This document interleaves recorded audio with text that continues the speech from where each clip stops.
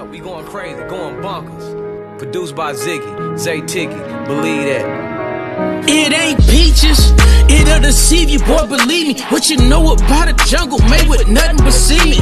No creepy crawlers, just heathens that prey on your weakness. Smell the slightest hint of fear, and the stainless you'll eat it. Gang bangers that greet your tats on their face like Wheezy. Pulling up by the ounce, walking around looking sleepy. I'm from a town, no integrity, a broken city, disrupted. I know niggas who once were real who now turn into suckers. When it comes to murder, it's nothing. Rallos get pulled over scuffles. Bumpy road around this motherfucker, your life means nothing. It ain't peaches. Niggas walking around with no feelings, with a chip on their shoulder, saying the world don't feel us. Trying to earn them some millions so they can split with they niggas. I know cats that died broke because they lost all ambition. Where the cops out to get us.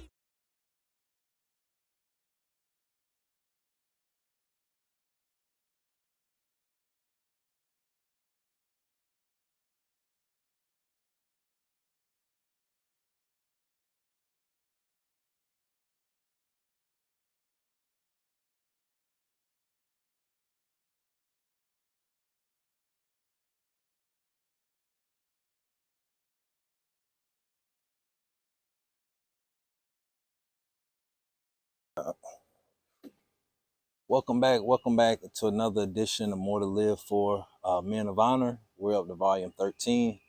Have a good brother with me this morning. I'm going to let him introduce himself and share with you what it is he does and some of his journeys growing up. We come from a similar area, but before I say too much, I'm going to let him speak for himself. How you doing, bro? I'm pretty good, man. First of all, I would like to thank you for allowing me to do this interview with you. Oh, yeah, bro. I've been following you, for a little while now, and I see that you have some very powerful men in your interviews, and I respect that. And once again, I thank you for allowing me to spend some time with you and share with the world what I do and what I've done for a living. Oh yeah, definitely, bro. And you fall right into that category, bro. Like, Appreciate it. definitely, coming from where we come from, I always, looked up to, older, how can I put it, the upperclassmen, not There you go. necessarily older students, but definitely the upperclassmen. And Yes, sir. like watching you guys and the things that you guys became, as an adults, definitely think you all are role models, man. So that's another reason why, I reached out to you. So Yes, sir. Appreciate it. no problem at all, man. So if you can you share with my viewers, some of your background, educational background and occupation. Well, I grew up around Bethel area. I went to North Pitt High School where I graduated in 2001. Oh yeah. The best class. Oh yeah. But right after high school, I joined the military. That was a time. It was kind of the change in my life. It showed me a lot of different things. I played football for North Pitt, and I wanted to continue on the discipline that was instilled in us with the coaches and all. Right. And most people, they kind of decide to go to college. I wanted to do a different route, so I joined the military. And not knowing how the military was going to be for me, I did it part-time, what we call the reserves. Right. And did that for several years until, did it for 5 years until they called me into Iraq. They activated, a couple people in our unit and sent us to Iraq in 2005. All right. Okay. And that was an experience that we can talk about if you want. If not, then yes, sir. Well, before we get too far, I just kind of want to back up a little bit. Okay. I just kind of want to highlight on something that we spoke about, before the interview started. You going on to, your military years, but I just want to, kind of point out the significance of, correct me if I'm wrong, but your first day in basic training was on 9/11. Yes, sir, it was. So can you kind of, chime in on that? And okay. Some of us were kind of knuckleheads, Right, we snuck our cell phones into the barracks. Right. And one of my battle buddies, they had told me, he said, the towers got hit. He was looking on his cell phone and he was watching the news. And we were like, what tower are you talking about? Right. And he's like, in New York, the plane just flew into him. So next thing you know, we hear an alarm go off in the barracks, a loud alarm. We're looking like, oh my God, what's going on? This is our first day of basic, and scared out of our mind, don't know what to do, what to think. And then we see the drill sergeants come rushing up into the barracks. And what they did, they lined us all up and they marched us down to the armory. Right. And they said, here. They was giving us M16s, which is the military weapon of choice at that time. And they told us the towers, we're America's being attacked. All right. So we're going to war. And see, what they were doing then was a mind game, because the ones that said, oh, shoot, let me defend my country, let's go, they were good. Yeah. But the ones that said, oh, I can't do it, I'm scared, or they put them on special watch. Some of them had to go on suicide watch where they didn't have any shoestrings and things of that nature. Also, we had to do 24-hour gate guard on the base. That was kind of strenuous because we had long hours watching the gates, just to making sure our base was secured, and we had no idea of what to do because this was our first day. Right. But basically they were telling us that anybody without an ID couldn't get onto the base. So no matter who it was, if it was the president of the United States that came to the gate and you recognized him, he didn't have his ID, he could not get in. Imagine that. So yeah, definitely serious. Yes, sir. I just kind of wanted to touch on that because I think that's a significant moment for for you to be going through this experience for the first time, with joining the Army, and as soon as you get started, it's a terrorist attack. So I just want to kind of chime in that, and before we get any further, definitely I definitely want to show acknowledgement and definitely thank you for the services. Thank you, sir. For this country. So sir. Definitely want to chime in on that.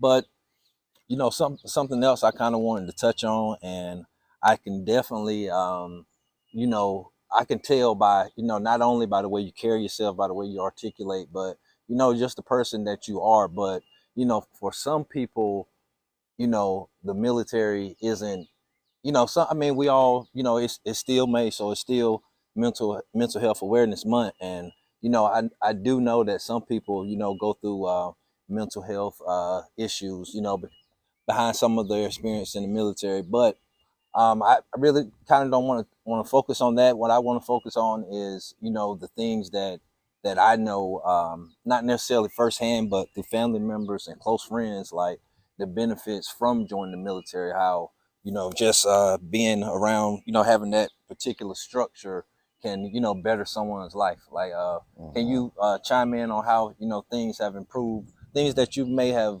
learned, and other characteristics you may didn't have before you joined the Army that you can tell? Well, I know discipline is one.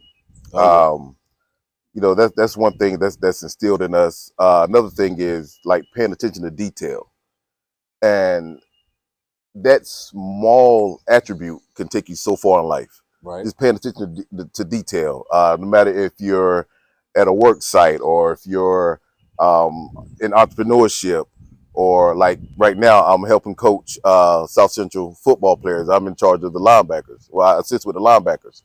And just one stance being off can avoid them from making the correct tackle. Oh, yeah. And then just that paying attention to detail attribute that I got from the military, it helps me to acknowledge that, okay, you need to fix your stance. You know what I'm saying? Or Yeah. Even in life, we have things that's going on in this country that's horrific, Yes. and if we pay attention to detail, maybe we can avoid certain situations, or we can see Exactly. certain situations coming before they come. So that's about the main thing that I got from the military.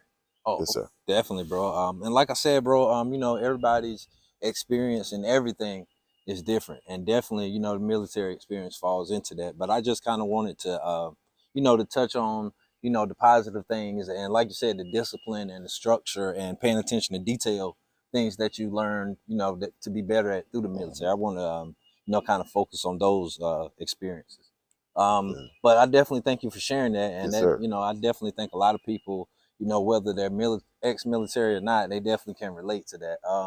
So before we get any further, you mentioned that that you were assisting with with the high school South Central football team. Yes, So sir. I want to talk about that experience. And this is new to me because I'm recently, through this journey that I'm on, I'm recently finding out that that a good friend of both of ours, Kendrick Parker, Yes, is the sir. head coach out there. Yes, sir. So I definitely think that's cool that childhood friends that played the game together throughout school can now coach it together. Yes, I sir. think that's so cool, bro. Yes, So sir. Yes, can sir. you dive in on that experience, man? You coaching kids, making a difference in kids' lives with a childhood friend, man. They got to be super cool. Man, it's amazing. I'm gonna be honest with you. Uh, Kendrick Parker, Coach Parker, he called me up several months ago. He said, "Look," he said, "we're having some coaching changes within South Central High School."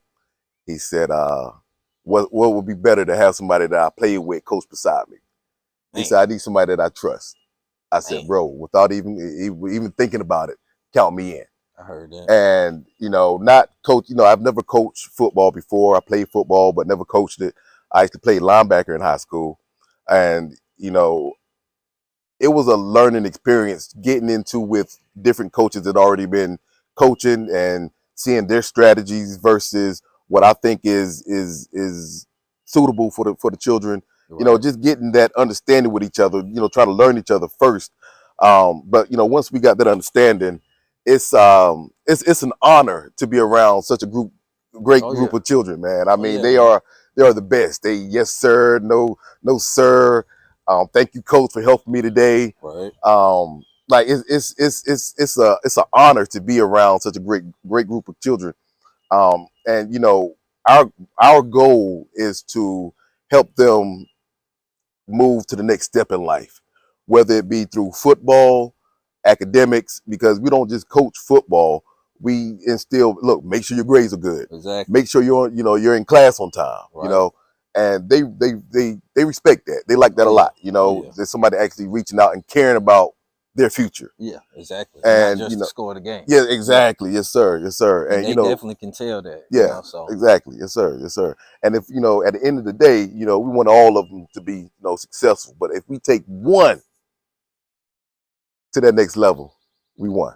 oh yeah, Yes, definitely, sir. man. Definitely. I think that's cool, man. I think that's cool. And like you said, bro, to be able to coach with somebody that you play with and getting that call, I can just imagine how super cool that Yes, was, sir. man. But what I kind of want to do now, man, is take a journey back into the '90s, man, and talk about those good old days at Bethel School, man. And like I said, bro, we spoke about this, but I think I want to share this with my viewers, man. Just Okay.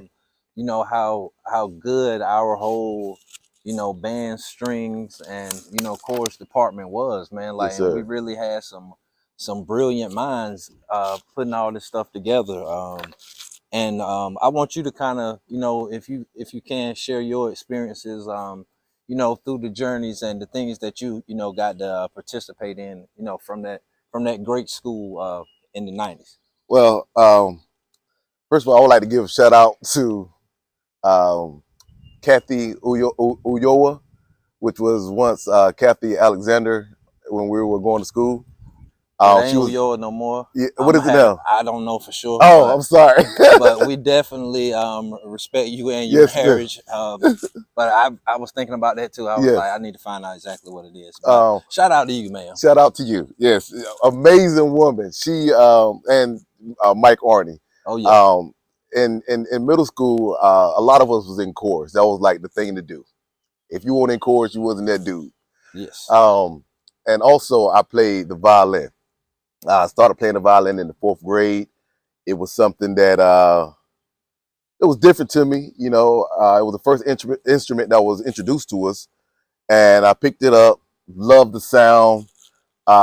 Played for about 2 years before I even knew I didn't know how to read music. right, And Mr. Harney, he said, "Cliff, read these notes out to me." And I couldn't even read the notes. I didn't know what it was. I was playing by ear, right, but I was pretty good. right. Um, and just playing the violin, it gave me a tone and a ear for music. Right. So it kind of correlated to chorus. I was able to hold a note a little. And it was a great experience. We won a lot of first places in national competitions. We went to Florida for a competition, and when I say won first place, it wasn't just in chorus, it wasn't just in strings, it wasn't just in band. We won first place in multiple divisions in each division. Exactly. And it for 3 years in a row. Regional. I didn't mean to cut you off, but it just wasn't regional. It just wasn't East Coast. This was national competitions we talking about. I didn't mean to cut you off. No, you're fine. And it was great. You know, it gave us an outlet. Yes. To keep our minds, you know, into school and into extracurricular activities. Kept us from doing bad things. Yeah. You know, exactly. Stayed away from the wrong people. The 90s were different, man. And even though we didn't, you know, definitely wasn't no cell phones or the technology that we have now, but it still was a lot going on. Yes, sir. So just to have that, you know, like you said, that outlet. But I can definitely relate, man, to some of the things you said. And I remember the Florida trip. You know, I wasn't in chorus yet. I think I was maybe because the Florida trip was what, about 95, 96? Man, don't get me lying. But I can remember. I remember seeing the pictures in front of the school. Okay. But I definitely can relate, man. And you know, the trips that I went on, and you know, to Williamsburg in 97 or 98. I can't exactly remember. And then, you know, the big New York trip. And ironically, you know, our same little school that we talking about, that we from, we go all these places, Florida, Virginia, and now New York, and we bringing back first place. So that just goes to show you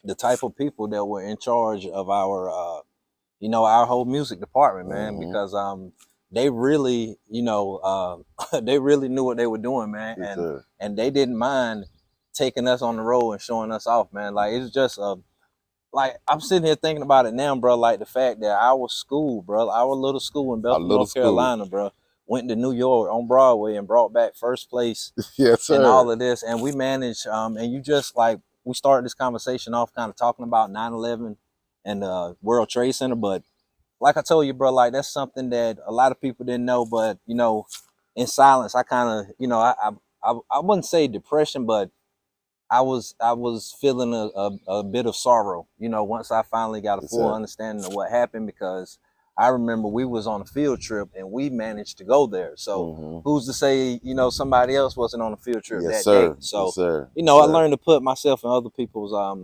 you know, situations, man. But that definitely was a good trip. And I definitely want to, you know, highlight, you know, those good days in chorus, man. And you know, I wasn't in band or anything like that, but man, when we went on the road, we were one. We were one unit, there man. You go. Because it was just.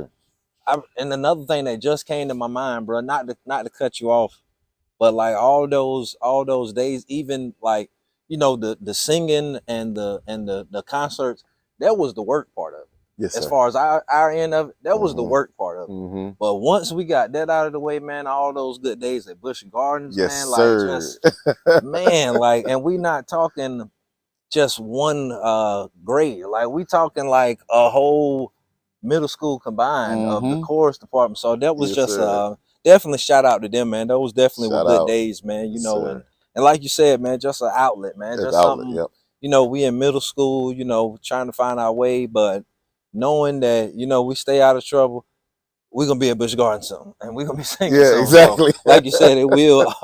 It was definitely a good outlet, man. But I definitely want to thank you for doing this, man. But real fast, something I want to touch on, man. Just the fact that, you know, we're talking about our school, but I can definitely remember, definitely in the early '90s, bro. I want to say this was definitely before sixth grade for me. Okay. But, you know, you guys were still there. You know, we come from a K-8 school, so it's nothing for a third grader to remember being at the same school as an eighth grader. Yes, sir. I mean? Exactly. Yes, sir. But I can definitely remember, like, and this is just a throwback to what the '90s were, but like what was the correct term they used? I want to say peer helper. It was something. It was something like it was kind of close to like a Big Brother program. I do remember that we had in the early '90s, and I can remember you being a part of that, coming to the class, and a lot of other guys around your age, like Kendrick, Yeah. that I can remember. And I can definitely remember one of the Wooten twins. Shout out to both of them. I can definitely remember them being a part of it too. But like I'm just sitting here thinking about that now. Like I remember that in the early '90s, like we had that peer helper system or whatever. But definitely shout out to the whole '90s, man, and our school Hey, how and you where we remember come that? from, man. Sitting here talking to you, sitting That here was a long talking to time you, ago. definitely, man. And while we on it, man, as far as Bethel School, man, rest in peace, Mr. Langley. Rest in Yes, peace, sir. Mrs. Phillips, and rest in peace to our former principal, Mr. Locke, while we on the subject of Bethel Yes, School. absolutely. But definitely good times, man, and Yes, good sir. stuff out there, Always. man.